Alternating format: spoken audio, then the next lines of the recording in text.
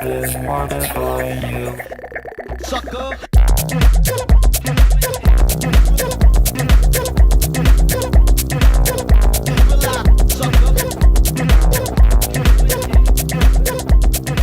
I live hip-hop since day one. It never went out of my heart. It was always in me. I discovered hip-hop on the streets of Düsseldorf. I think it was Public Enemy or Ice-T, something like this. It's crazy because I didn't start with a Sugar Hill Gang or Curtis Blow. I started really with this kind of track. Germany back in the days, it was still under the control of US and British military. In the hip-hop clubs, to listen to this kind of, they called it black music back in the days. You get to know this kind of soldiers and everything, and they look at you like, wait, who are you? Where are you from? Because for them it was funny. They're in Germany and then they see brown kids with black hair and everything coming to this club and dancing. And then they found out actually it's like in the United States, a lot of immigrants, they love for hip hop. So you start to talk with people, you start to exchange things. Later I can show you there are my magazines. I have The Source magazines, I have Vibe magazines. There was no internet. That was the only source to understand and learn about hip hop. And by talking, and the most important thing, you have to listen. And Ice-T was someone who was talking to me about the struggle in the street, not having the possibility to drive a fancy car. Or, forget about this, let's go to the real thing, to eat proper food, to sleep in a good house, to have a backpack where you could carry your school stuff. You have to carry the same backpack for 4 years because your family has no money, and all that kind of stuff.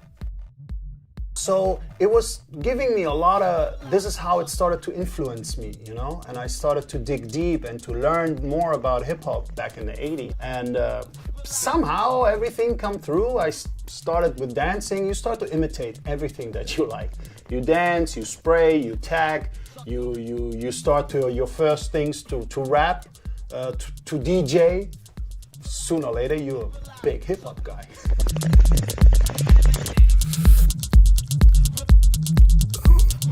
I don't collect toys, it's just, I got them as a present. They are presents. Sometimes people think because you're a collector in many ways, records, this, maybe you're a toy collector.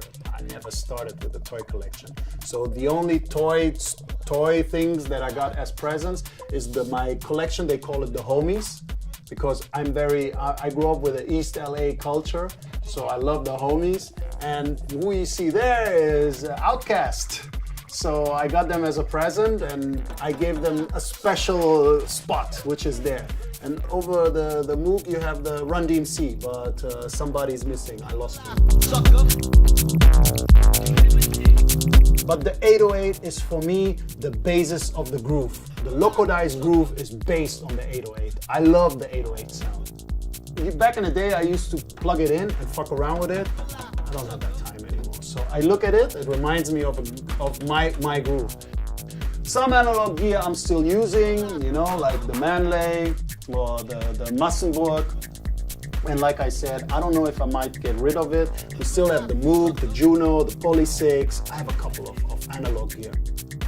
In my schedule, I don't have that time, you know, I don't have that. I would like to come, I have an idea already that I started on my laptop, and then I come here and I want to finish it fast. Fast, but with quality. But fast means like before it get out of my head and I get already in a long weekend or a long tour, coming back, working on that track, impossible.